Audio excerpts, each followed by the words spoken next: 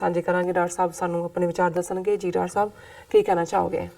ਦੇਖੋ, ਹੈ ਤਾਂ ਇਹ ਵੀ ਲਿਖਤ ਹੈ, ਸਾਡੇ ਬੜੇ ਸੂਝਵਾਨ ਵਿਊਅਰ ਨੇ ਐਸ ਸੁਰਿੰਦਰ ਇੰਗਲੈਂਡ ਤੋਂ, ਜਿਹੜੇ ਹਮੇਸ਼ਾ ਹੀ ਸਾਡਾ ਹੌਸਲਾ ਵੀ ਵਧਾਉਂਦੇ ਨੇ। ਬਿਲਕੁਲ। ਔਰ ਆਪਣੀ ਇਸ ਲਿਖਤ 'ਚ ਵੀ ਜਿਹੜੀ ਉਹਨਾਂ ਦੀ ਈਮੇਲ ਹੈ ਉਹਦੇ 'ਚ ਉਹਨਾਂ ਨੇ TV 84 ਦਾ ਇਕਬਾਲ ਬੁਲੰਦ ਰਹੇ ਇਸ ਦੇ ਨਾਲ ਹੀ ਸ਼ੁਰੂਆਤ ਕੀਤੀ। ਗੁੱਡ।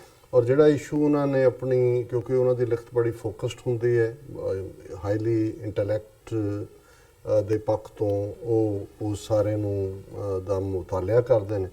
ਔਰ ਕਿਉਂਕਿ ਇੱਕ ਪਾਸੇ ਅਸੀਂ ਕਰਤਾਰਪੁਰ ਲਾਂਘੇ ਦੀ ਗੱਲ ਕਰ ਰਹੇ ਹਾਂ ਲਗਾਤਾਰਤਾ ਨਾਲ, ਇਹ ਵੀ ਸਾਹਮਣੇ ਹੈ ਕਿ ਕਿਵੇਂ ਇਹਨੂੰ ਬਲੌਕ ਕਰਨ ਦੇ ਲਈ ਜਿਹੜਾ ਹੈ ਉਹ ਭਾਰਤੀ ਏਜੰਸੀਆਂ, ਭਾਰਤੀ ਲੀਡਰ ਔਰ ਉਹਨਾਂ ਦਾ ਸ਼ੋ ਬॉय ਕੈਪਟਨ ਅਮਰਿੰਦਰ, ਇਹ ਸਾਰੇ ਜਿਹੜੇ ਨੇ ਲੱਗੇ ਹੋਏ ਨੇ। ਔਰ ਜਦੋਂ ਅਸੀਂ ਦੇਖਿਆ ਕਿ ਜਦੋਂ ਹੁਣ ਪਾਕਿਸਤਾਨ ਨੇ ਪੂਰਾ ਬਣਾ ਕੇ ਕੇਸ ਵਿਦ ਪਿਕਚਰਸ, ਜਿਹੜੀਆਂ ਨੇ ਅੱਜ ਦੇ ਅਜੀਤ ਅਖਬਾਰ ਨੇ ਵੀ ਛਾਪੀਆਂ ਨੇ, ਕਿ ਜਿਹਦੇ 'ਚ ਉਹਨਾਂ ਨੇ ਪੂਰੀ ਉਹਦੇ 'ਤੇ ਇੱਕ ਬਰੀਫ ਡਾਕੂਮੈਂਟਰੀ ਔਰ ਮਾਡਲ ਕਿ ਕੀ ਹੈ, ਕਿਹੜਾ ਕੰਮ ਹੋ ਚੁੱਕਾ ਹੈ। ਔਰ ਉਹਨਾਂ ਨੇ ਭਾਰਤ ਨੂੰ ਕਿਹਾ ਕਿ ਜੀ ਤੁਸੀਂ ਜਿਹੜਾ ਆਪਣਾ ਭੇਜੋ ਇਸ ਦੇ ਉੱਤੇ ਡੈਲੀਗੇਸ਼ਨ, ਤਾਂ ਕਿ ਇਸ ਗੱਲ ਨੂੰ ਅੱਗੇ ਤੋਰਿਆ ਜਾ ਸਕੇ। ਔਰ ਜਿਹੜਾ ਭਾਰਤ ਦਾ ਰਿਸਪੌਂਸ ਸੀ ਉਸ ਨੂੰ ਅੱਜ ਜਿਹੜੀ ਪਾਕਿਸਤਾਨ ਦੀ ਫੋਰਨ ਮਿਨਿਸਟਰੀ ਦੇ ਸਪੋਕਸਪਰਸਨ ਨੇ ਡਾਕਟਰ ਮੁਹੰਮਦ ਫੈਜ਼ਲ, ਉਹਨਾਂ ਨੇ ਕਿਹਾ ਕਿ ਵੀ ਪਾਕਿਸਤਾਨ's reply to India's childish response to Kartarpur talks initiative will be mature, says foreign office। ਉਹਨਾਂ ਨੇ ਕਿਹਾ ਜੀ ਇੰਡੀਆ ਦਾ ਜਿਹੜਾ ਰਿਸਪੌਂਸ ਹੈ ਉਹ ਚਾਈਲਡਿਸ਼ ਹੈ, ਲੇਕਿਨ ਸਾਡਾ ਜਿਹੜਾ ਉਹ ਮੈਚੁਰ ਹੋਏਗਾ। ਔਰ ਇੰਡੀਆ ਨੇ ਕੀ ਕੀਤਾ ਹੈ, instead of responding to Pakistan's initiative, however, India asked a Pakistani delegation to visit New Delhi to discuss and finalize the modalities so that Indian Sikh pilgrims can visit Gurdwara Kartarpur Sahib through the crossing. The invitation also suggested two possible dates, February 26th and March 7th for the meeting. ਹੁਣ ਬਜਾਏ ਇਸ ਦੇ ਕਿ ਭਾਰਤ ਜਿਹੜਾ ਹੈ ਪਾਕਿਸਤਾਨ ਦੀ offer ਨੂੰ ਕਰਦੇ ਆਪਣਾ ਡੈਲੀਗੇਸ਼ਨ ਭੇਜੇ ਗੱਲਬਾਤ, ਉਹ ਪਾਕਿਸਤਾਨ ਨੂੰ ਕਹਿ ਰਹੇ ਨੇ ਕਿ ਜੀ ਤੁਸੀਂ ਆਪਣਾ ਦਿੱਲੀ ਆ ਜਾਓ ਡੈਲੀਗੇਸ਼ਨ ਲੈ ਕੇ 26 ਫਰਵਰੀ ਤੇ ਮਾਰਚ 7 ਦੀਆਂ ਡੇਟਾਂ 'ਚ ਜਿਹੜੀ ਤੁਹਾਨੂੰ ਕੋਈ ਸੂਟ ਕਰਦੀ ਹੈ। ਇਹ ਇਨਸਲਟ ਹੈ। ਲੇਕਿਨ ਕਿਉਂਕਿ ਇਸ ਵੇਲੇ 30 ਮਿਲੀਅਨ ਸਿੱਖਾਂ ਦੇ ਜਜ਼ਬਾਤ ਜੁੜੇ ਹੋਏ ਨੇ ਇਸ ਮੁੱਦੇ ਤੇ, ਔਰ ਪਾਕਿਸਤਾਨ ਦੀ ਹਕੂਮਤ ਇਹ ਸਿੱਖਾਂ ਦੇ ਜਜ਼ਬਾਤਾਂ ਦੀ ਕਦਰ ਕਰਦੇ ਆ, ਐਕਸਟਰਾ ਮਾਈਲ ਨਹੀਂ ਐਕਸਟਰਾ 100 ਮਾਈਲਸ ਹੋ ਜਾ ਰਹੇ ਨੇ ਇਸ ਗੱਲ ਨੂੰ ਕਾਮਯਾਬ ਕਰਨ ਦੇ ਲਈ। ਲੇਕਿਨ ਅੱਜ ਹੀ ਡਾਕਟਰ ਰਣਜੀਤ ਸਿੰਘ ਮੈਨੂੰ ਕਹਿਣ ਲੱਗੇ ਜੀ ਇਹ ਬਣੇਗਾ ਜਾਂ ਨਹੀਂ ਬਣੇਗਾ। ਮੈਂ ਕਿਹਾ ਜੀ ਇਹ ਦੋਨੋਂ ਪਾਸਿਓਂ ਇਹ ਫਸ ਗਏ ਨੇ, ਇਹਨਾਂ ਨੂੰ ਹੁਣ ਪਤਾ ਨਹੀਂ ਲੱਗ ਰਿਹਾ ਕਿ ਇਹ ਕੀ ਕਰਨ। ਜੇ ਰੋਕਣ ਦੀ ਕੋਸ਼ਿਸ਼ ਕਰਨਗੇ ਤੇ ਜ਼ਾਹਰ ਹੈ ਕਿ ਦੁਨੀਆ ਭਰ ਦੇ ਸਿੱਖ ਜਿਹੜੇ ਹੁਣ ਤੱਕ ਇਹਨਾਂ ਦੀਆਂ ਚਾਲਾਂ ਨੂੰ ਨਹੀਂ ਵੀ ਸਮਝਦੇ ਸੀ, ਉਹਨਾਂ ਨੂੰ ਸਮਝ ਆ ਜਾਏਗੀ ਕਿ ਵੀ ਕੀ ਹੈ। ਤੇ ਜਿਹੜਾ ਬਣਨਾ ਹੀ ਬਣਨਾ, ਜੇ ਉਹ ਜਿਹੜਾ ਰੱਬ ਨੇ ਚਾਹਿਆ ਤੇ ਬਣੇਗਾ, ਫਿਰ ਸਿੱਖ ਕੌਮ ਪਾਕਿਸਤਾਨੀ ਭਰਾਵਾਂ ਭੈਣਾਂ ਦੀ ਜਿਹੜੀ ਵਾਰਮਥ ਹੈ, ਉਹਨਾਂ ਦੀ ਨਿੱਘ ਹੈ, ਆਪਣਤ ਹੈ, ਉਸ ਦਾ ਜਿਹੜਾ ਆਨੰਦ ਮਾਣਨਗੇ। ਔਰ ਇਹ ਜਿਹੜੀ ਨਫ਼ਰਤ ਇਹਨਾਂ ਨੇ 70-72 ਸਾਲ ਦੇ ਵਿੱਚ ਆਪਣੇ ਪ੍ਰਚਾਰ ਤੰਤਰ ਦੇ ਨਾਲ ਫੈਲਾਈ ਹੋਈ ਹੈ, ਇਸ ਦਾ ਅੰਤ ਹੋਏਗਾ। ਸੋ ਇਹ ਜਿਹੜਾ ਕਰਤਾਰਪੁਰ ਲਾਂਘਾ ਹੈ ਇਕਨੋਮਿਕਲੀ, ਆਰਥਿਕ ਤੌਰ ਤੇ ਲੌਂਗ ਟਰਮ ਕਿਵੇਂ ਪੰਜਾਬ ਨੂੰ ਫਾਇਦਾ ਦੇਵੇਗਾ, ਜਿਹੜਾ ਅੱਜ ਇੰਡੀਅਨ ਆਕੂਪਾਈਡ ਹੈ, ਪਰ ਜ਼ਾਹਰ ਹੈ ਆਜ਼ਾਦਾਨਾ ਮੁਲਕ ਖਾਲਿਸਤਾਨ ਬਹੁਤ ਜਲਦੀ ਹੋਣ ਚ ਆਏਗਾ। ਇਸ ਨੂੰ ਐਸ ਸੁਰਿੰਦਰ ਜੀ ਨੇ ਭਾਵੇਂ ਹੈਡਿੰਗ ਦਾ ਨਾਮ ਉਹਨਾਂ ਨੇ ਚਾਈਨਾ ਪਾਕਿਸਤਾਨ ਕੋਰੀਡੋਰ ਦਿੱਤਾ ਹੈ, ਕਿਉਂਕਿ ਆਲਰੇਡੀ ਇਕਨੋਮਿਕਲ ਕੋਰੀਡੋਰ ਦੀ ਗੱਲ ਹੋ ਰਹੀ ਹੈ। ਹੁਣ ਉਹਨਾਂ ਨੇ ਪਹਿਲਾਂ ਤਾਂ ਕੇਸ ਬਿਲਟ ਕੀਤਾ ਹੈ ਕਿ ਕਿਵੇਂ ਦੁਨੀਆ ਦੇ ਵਿੱਚ ਤਬਦੀਲੀਆਂ ਹੁੰਦੀਆਂ ਨੇ।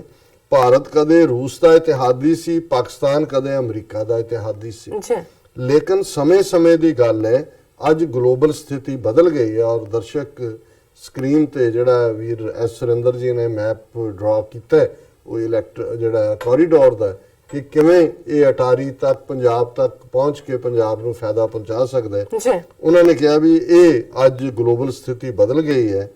ਭਾਰਤ, ਅਮਰੀਕਾ, ਈਰਾਨ, ਅਫਗਾਨਿਸਤਾਨ ਦਾ ਗੁੱਟ ਬਣ ਗਿਆ ਹੈ। ਰੂਸ, ਪਾਕਿਸਤਾਨ, ਚੀਨ, ਤੁਰਕੀ ਦਾ ਗੁੱਟ ਬਣ ਗਿਆ, ਜਿਹੜੀ ਨਵੀਂ ਸਫਬੰਦੀ ਹੋਈ ਹੈ। ਆਖਿਰ ਕੀ ਕਾਰਨ ਹੈ ਭਾਰਤ ਦੀ ਰੂਸ ਨਾਲ ਦੋਸਤੀ ਨਾਂ ਦੀ ਹੀ ਰਹਿ ਗਈ ਹੈ? ਅੱਜ ਭਾਰਤ ਦਾ ਕੋਈ ਸਿਆਸਤਦਾਨ ਰੂਸ ਭਾਰਤ ਦੋਸਤੀ ਜ਼ਿੰਦਾਬਾਦ ਨਹੀਂ ਕਹਿੰਦਾ, ਅਦਰਵਾਈਜ਼ ਇਹੀ ਨਾਰੇ ਲਾਉਂਦੇ ਹੁੰਦੇ ਸੀ, ਰੂਸ ਭਾਰਤ ਦੋਸਤੀ ਜ਼ਿੰਦਾਬਾਦ। ਇੱਕ ਸਮਾਂ ਸੀ ਰੂਸ ਆਰਥਿਕ ਤੌਰ ਤੇ ਬਹੁਤ ਮਜ਼ਬੂਤ ਸੀ, ਫੌਜੀ ਤਾਕਤ ਨਾਲ ਰੂਸ ਦਾ ਨਾਂ ਚੱਲਦਾ ਸੀ, ਆਪਣੇ ਫੌਜੀ ਦਬਦਬੇ ਨਾਲ ਰੂਸ ਨੇ ਆਪਣੇ ਨਾਲ ਕਿੰਨੇ ਕੁ ਦੇਸ਼ ਦੱਬ ਲਏ ਕਿ ਇਹ ਪੀਰੀਅਡ ਸੀ ਕਿ ਰੂਸ ਦੀ ਸਰਦਾਰੀ ਸੀ, ਜੀ। ਆਰਥਿਕ ਵੀ ਔਰ ਫੌਜੀ ਤੌਰ ਤੇ। ਜਦੋਂ ਰੂਸ ਆਰਥਿਕ ਤੌਰ ਤੇ ਕਮਜ਼ੋਰ ਹੋ ਗਿਆ, ਟੋਟੇ ਹੋ ਗਿਆ, ਭਾਰਤ ਪਿਛਾਂਹ ਹੋ ਗਿਆ। ਆਰਥਿਕ ਤੌਰ ਤੇ ਕਮਜ਼ੋਰ ਤੋਂ ਬਾਅਦ ਸਪਸ਼ਟ ਹੈ ਕਿ ਤਾਕਤ ਵਾਲੇ ਦੇ ਹੀ ਸਾਰੇ ਯਾਰ ਹੁੰਦੇ ਨੇ। ਰੂਸ ਦੁਨੀਆ ਦਾ ਵੱਡਾ ਦੇਸ਼ ਹੋਣ ਦੇ ਬਾਵਜੂਦ ਵਪਾਰਕ ਦ੍ਰਿਸ਼ਟੀ ਨਾਲ ਬੇਹੱਦ ਕਮਜ਼ੋਰ ਹੈ। ਰੂਸ ਦੇ ਸਾਰੇ ਸਮੁੰਦਰੀ ਰਸਤੇ ਸਾਰਾ ਸਾਲ ਬਰਫ਼ ਨਾਲ ਢਕੇ ਰਹਿੰਦੇ ਨੇ। ਕੇਵਲ ਜਾਪਾਨ ਚੀਨ ਨਾਲ ਲੱਗਦਾ ਰਸਤਾ 3 ਮਹੀਨੇ ਲਈ ਖੁੱਲ੍ਹਦਾ ਹੈ। ਰੂਸ ਨਾਰਵੇ ਫਿਨਲੈਂਡ ਦੇ ਰਸਤੇ ਆਪਣਾ ਵਪਾਰ ਕਰਦਾ ਹੈ, ਜੋ ਕਿ ਕਾਫੀ ਮਹਿੰਗਾ ਅਤੇ ਲੰਮਾ ਰਸਤਾ ਹੈ। ਜੀ। ਚੀਨ ਸੰਸਾਰ ਦੀ ਆਰਥਿਕ ਤਾਕਤ ਬਣ ਚੁੱਕਾ ਹੈ, ਲੇਕਿਨ ਵਪਾਰਕ ਤੌਰ ਤੇ ਚੀਨ ਦੀ ਭੂਗੋਲਿਕ ਹਾਲਤ ਵੀ ਰੂਸ ਵਾਲੀ ਹੈ। ਉਸ ਦੇ ਸਮੁੰਦਰੀ ਜਹਾਜ਼ਾਂ ਨੂੰ ਵੀ ਸੰਸਾਰ ਦੇ ਦੂਜੇ ਦੇਸ਼ਾਂ ਤੱਕ ਪਹੁੰਚਣ ਲਈ ਲੰਮਾ ਪੈਂਡਾ ਕਰਨਾ ਪੈਂਦਾ ਹੈ, ਜੋ ਬੇਹੱਦ ਲੰਮਾ ਤੇ ਖਰਚੀਲਾ ਹੈ। ਇਹ ਹੁਣ ਇਕਨੋਮਿਕਲ ਫੈਕਟਰਸ ਕਿਵੇਂ ਜਿਹੜੇ ਨੇ ਨਵੀਆਂ ਸਫਬੰਦੀਆਂ ਪੈਦਾ ਕਰ ਰਹੇ ਨੇ। ਜੀ। ਚੀਨ ਪਾਕਿਸਤਾਨ ਦਾ ਸਭ ਤੋਂ ਪੱਕਾ ਦੋਸਤ ਹੈ। ਪਾਕਿਸਤਾਨ ਵਿੱਚ ਕੋਈ ਵੀ ਸਰਕਾਰ ਆ ਜਾਏ, ਚੀਨ ਉਸ ਦੀ ਮਦਦ ਕਰਦਾ ਹੈ। ਪਾਕਿਸਤਾਨ ਚੀਨ ਦਾ ਖੁਸ਼ਕੀ ਰਸਤਾ ਪਹਿਲਾਂ ਚੱਲਦਾ ਹੈ, ਉਹ ਨਾਲ ਹੈ ਉਹਦਾ ਜਿਹੜਾ ਬਾਈ ਲੈਂਡ। ਜਨਰਲ ਪਰਵੇਜ਼ ਮੁਸ਼ਰਫ ਵੇਲੇ ਚੀਨ ਪਾਕਿਸਤਾਨ ਇਕਨੋਮਿਕਲ ਕੋਰੀਡੋਰ ਦੀ ਉਸਾਰੀ ਸ਼ੁਰੂ ਹੋ ਗਈ ਸੀ।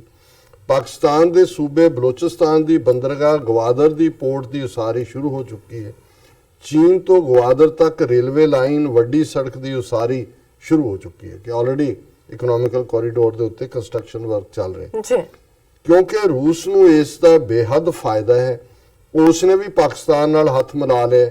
ਹੁਣ ਰੂਸ ਆਪਣੇ ਮਾਲ ਦੀ ਢੋਆ-ਢੁਆਈ ਚੀਨ ਵਾਇਆ ਪਾਕਿਸਤਾਨ ਕਰੇਗਾ। ਸੋ ਜ਼ਾਹਰ ਹੈ ਕਿ ਆਰਥਿਕ ਇੰਟਰਸਟ ਵੀ ਜੁੜੇ ਹੋਏ ਨੇ। ਜੀ। ਪਾਕਿਸਤਾਨ ਚੀਨ ਰੂਸ ਦੀ ਫੌਜੀ ਸਾਂਝ ਹੋ ਚੁੱਕੀ ਹੈ। ਅਕਸਰ ਇਹਨਾਂ ਦੇਸ਼ਾਂ ਦੀਆਂ ਫੌਜੀ ਮਸ਼ਕਾਂ ਹੁੰਦੀਆਂ ਹਨ। ਗਵਾਦਰ ਬੰਦਰਗਾਹ ਦਾ ਏਸ਼ੀਆ ਨੂੰ ਫਾਇਦਾ ਹੋਵੇਗਾ।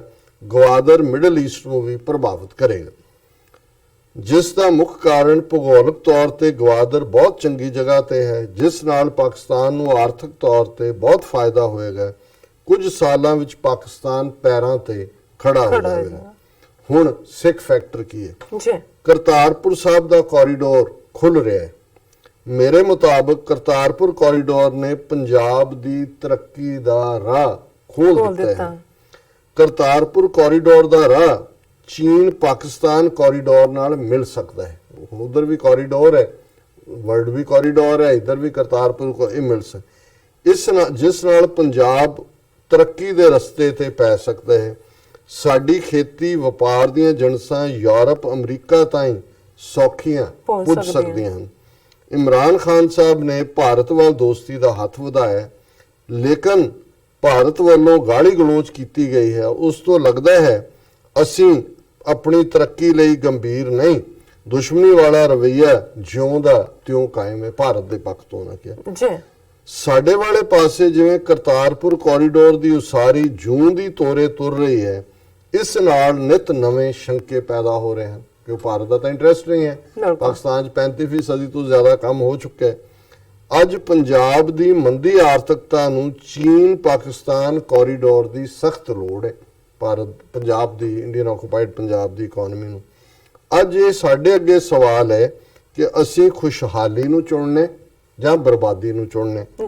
ਜੇਕਰ ਅਸੀਂ ਇਸੇ ਤਰ੍ਹਾਂ ਦੀ ਮੌਕਾ ਪ੍ਰਸਤੀ ਫਿਰਕਾ ਪ੍ਰਸਤੀ ਦਾ ਰਾਹ ਅਪਣਾਈ ਰੱਖਿਆ, ਯਕੀਨਨ ਇਹ ਪੰਜਾਬ ਲਈ ਮਾੜਾ ਹੋਏਗਾ। ਇਹ ਭਾਰਤ ਨੂੰ ਸਲਾਹ ਦੇ ਰਹੇ ਨੇ। ਹਾਲਾਤ ਕਿੰਨੇ ਵੀ ਬਦਤਰ ਹੋਣ, ਡਿਪਲੋਮੇਸੀ ਦਾ ਰਾਹ ਅਪਣਾਉਣਾ ਪਵੇਗਾ।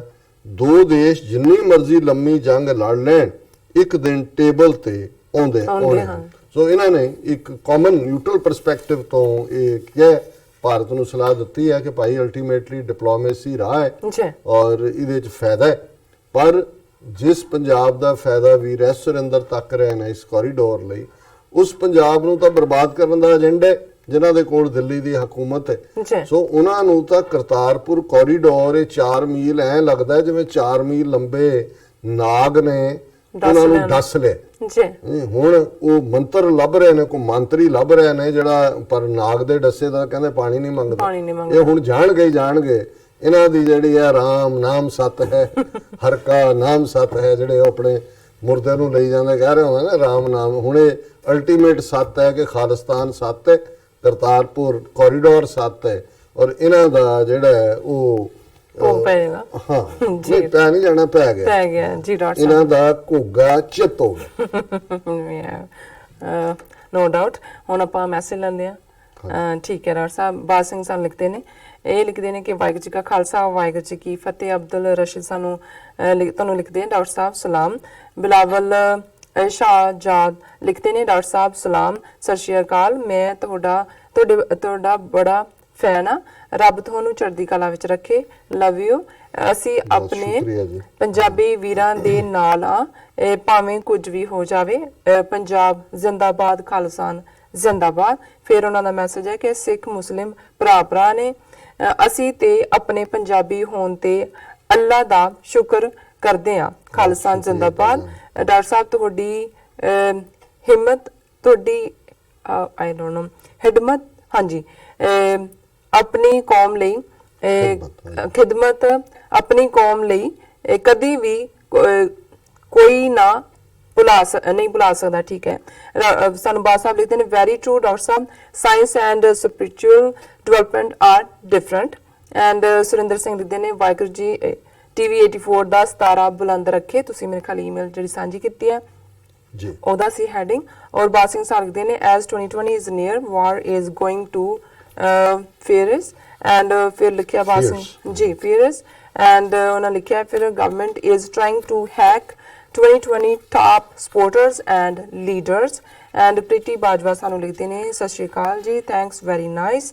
ਐਂਡ ਸਿਆਲਕੋਟੀ, ਪ੍ਰੀਤੀ ਬਾਜਵਾ ਜੀ ਤੁਹਾਡਾ ਵੈਲਕਮ, ਤੁਸੀਂ ਪਹਿਲੀ ਵਾਰ ਸ਼ਾਇਦ ਇਸ ਪ੍ਰੋਗਰਾਮ ਨਾਲ ਜੁੜੇ ਹੋ, ਬਹੁਤ ਬਹੁਤ ਸ਼ੁਕਰੀਆ। ਸਿਆਲਕੋਟੀ ਰਿਕਾਬ ਸਾਨੂੰ ਲਿਖਦੇ ਨੇ, ਆਪ ਬੜਾ ਅੱਛਾ ਬੋਲਦੇ ਹੋ, ਤੁਹਾਨੂੰ ਲਿਖਿਆ, ਆਈ ਲਵ ਯੂ ਸਰ, ਐਂਡ ਤੁਸੀਂ ਬੜੇ ਨਾਈਸ ਲੋਗ ਹੋ ਸਰ ਜੀ। ਫਿਰ ਉਹਨੇ ਲਿਖਿਆ ਮੇਰੇ ਖਿਆਲ ਨਾਲ ਡਿਲੀਟ ਕਰਤਾ। ਔਰ ਗੈਰੀ ਸੰਧੂ ਸਾਨੂੰ ਲਿਖਦੇ ਨੇ, ਵਾਹਿਗੁਰੂ ਜੀ ਕਾ ਖਾਲਸਾ ਵਾਹਿਗੁਰੂ ਜੀ ਕੀ ਫਤਿਹ, ਔਰ ਖਾਲਿਸਤਾਨ ਜ਼ਿੰਦਾਬਾਦ ਵੀ ਉਹਨਾਂ ਨੇ ਲਿਖਿਆ। ਔਰ ਪ੍ਰੀਤੀ ਬਾਜਵਾ ਨੇ ਫਿਰ ਸਾਨੂੰ ਲਿਖਿਆ ਕਿ ਖਾਲਿਸਤਾਨ ਜ਼ਿੰਦਾਬਾਦ, ਵਾਹਿਗੁਰੂ ਜੀ। ਮੈਨੂੰ ਲੱਗਦਾ ਵੀ ਹੁਣ ਤੁਸੀਂ ਬ੍ਰੇਕ ਤੇ ਚਲੇ ਜਾਈਏ ਜੀ। ਜੀ ਵੀਅਰਸ, ਤੁਸੀਂ ਇਸ ਤਰ੍ਹਾਂ ਬਣੇ ਰਹਿਣਾ, ਮਿਲਦੇ ਹਾਂ ਛੋਟੇ ਜਿਹੇ ਬ੍ਰੇਕ ਤੋਂ ਬਾਅਦ।